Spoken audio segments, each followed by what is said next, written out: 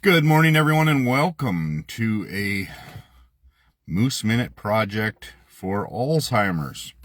Yes, as you know, I've started this project in memory of my mom, who I lost back in August of 2024.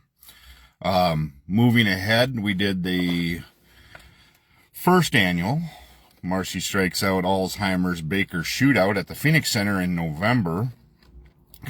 December, and we raised $5,100 for Alzheimer's Association. And now we have the second annual scheduled for November 8th, 2025 at the Phoenix Center. Have quite a page already of donors and givers, and then also lane sponsors. And my goal is to double what we made last year. So I'm hoping for 10,000. That is what my goal is this year. I don't know if I'll reach it. Who knows? I'm going to try. Got everything else that I'm going to do and try. But again, if you go to my events page on my Facebook page, I have an events page started for the second annual, and there you can see who the lane sponsors are, who has already donated items for the silent auction and the basket raffles. As you can tell or see where we are headed currently with this current administration is that it looks like funding for Alzheimer's research and cancer research is going to be cut, and going to be probably more of these events are going to be needed. So as you saw, I put the longest day, and that's what they are. It's down here. There we go. The longest day is June 21st. It is the longest day to hopefully get us out of the darkest time. So here's what the longest day is. The day with the most light, the summer solstice. Nearly 7 million Americans are living with Alzheimer's disease, and over 11 million provide their unpaid care. Together, we can use our creativity and passion to raise funds and awareness for the care, support, and research efforts of the Alzheimer's Association. So, got a page started as well with the Alzheimer's Association under my mom. So, yep, we are on the way. So, the funds that we raise for this are going to help, and I provided also on the title of this the 24/7 helpline phone number. If you or someone you know is going through Alzheimer's, or you're just not sure how to deal with it, or trying to get it diagnosed, or if you're seeing signs, make sure you get and reach out. So 2024, unfortunately, the facts and figures look just as bad as the 2023 numbers did when I was doing the research after losing mom. So the 2024 numbers they sent me for this video is, I'm going to just go through. There's 9 blocks to go through. So 1 in 3 seniors, 1 in 3, are going to die with Alzheimer's or another form of dementia. Now, dementia gets put under the roof, kind of like all the cancers are under a roof. They're all different kinds. Well, there are different kinds of dementia as well, but it basically falls under the Alzheimer's umbrella. It kills more than breast cancer and prostate cancer combined. So some of these are pretty staggering numbers. Over 11 million Americans provide unpaid care for people with Alzheimer's or other dementias. I was one of those. I provided unpaid care. I was not reimbursed for my time, for my travel. I probably could have. I just didn't, didn't do it. My mom had funds there, and it was all through Medicare or Medicaid. So there's another reason why I'm struggling with some of these big cuts that I'm seeing. our family would have never been able to afford what the facilities were charging my mom to be where she was. And she had to be in a locked facility. She wanted to walk, she wanted to wander, she wanted to run. That's why she ended up in Hudson. So, unfortunately, she had to go to Winnebago and Mendota for a little while, which are true mental facilities. And that was very rough for me to be there, to see her there.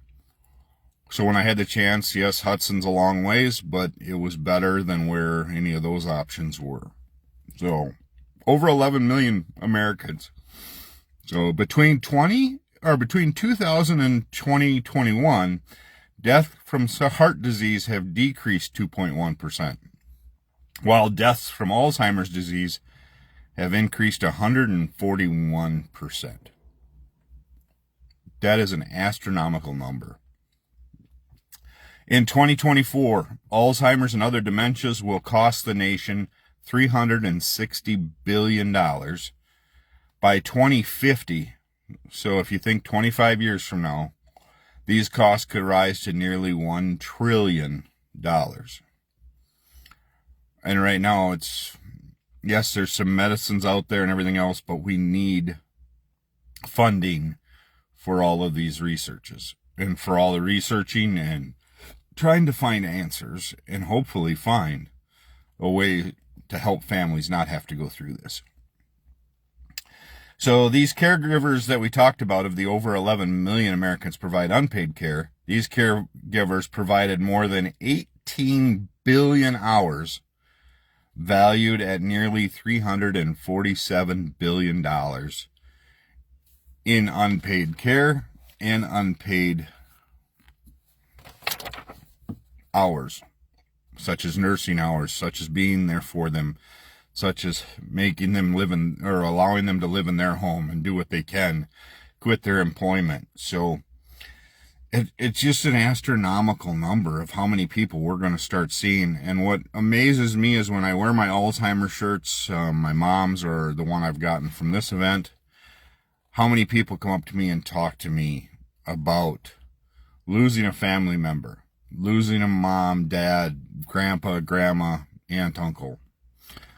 Trent up at the Door County at the Cherry Hut just lost a relative as well to Alzheimer's, and we talked about that and just how heart-wrenching it is to go through it. You know, some of the cancers and things like that, they still keep their mind and do all of that while they go through their struggles. It really hits home when your parent doesn't remember who you are or who anybody else is, or that they were married, or whatever it may be. The lifetime risk for Alzheimer's at age 45. So I'm 51. I'm 6 years over that. So lifetime risk for Alzheimer's at age 45 is 1 in 5 for women and 1 in 10 for men. There again, some scary numbers when you start seeing it. I'm not doing this to be scared. This is just stuff that they're sending me now to make sure people understand why things are so important to me, to hopefully help families not have to go through what our family went through. 70% of dementia caregivers feel stressed when coordinating care, and more than half of caregivers said navigating healthcare is difficult. There is no shit on that one. It is the stress situation that puts me through the roof every time. It was awful. I hated navigating it. And the problem is yes, I had a wife that manages the ADRC and social workers that wanted to help me as well. But due to the fact that I'm married to the manager of the ADRC, and my mother-in-law, and it was her mother-in-law, so the state locked her out and all the people that work for her. So we had to go through a state computer system, the Capital Consortium, to get answers, to get help, to do whatever it was, because of conflict of interest. So, yeah. So my wife could not help me, guide me through anything or do any of that. because of it being the mother-in-law.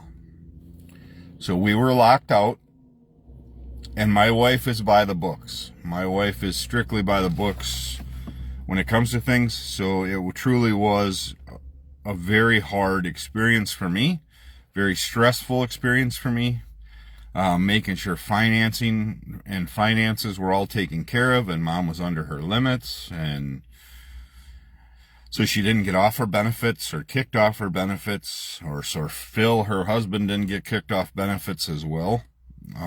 Yeah, we had to spend everything down to make sure she was under her limits all the time. And then when she passed, we wrote a check back to the state, which I'm okay with because they paid for everything to begin with.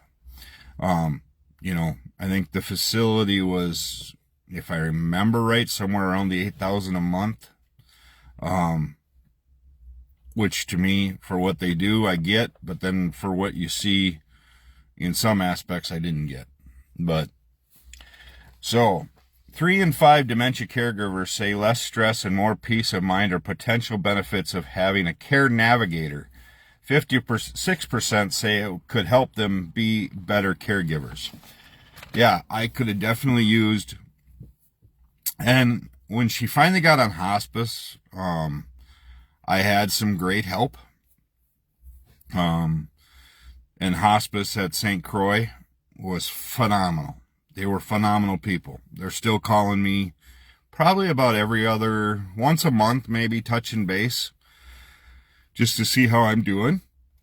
And it's a mental wear and tear. For those that have had to take care of or are in charge of, I am sorry. It's the only thing you can say. I hope that people understand that there is no money to be made for me off of this, off of my tournament. I don't make any money. The bowling alley makes it off of people that are buying drinks, whatever it may be there. 100% of the team money that comes in gets paid out to the teams. It's unlike any other tournament like that. Any other tournaments we bowl in, they keep a portion of it. I do not. My money raised for the Alzheimer's research and their Alzheimer's Association all comes from the silent auction items, the raffles, the 50-50s, the actual team money.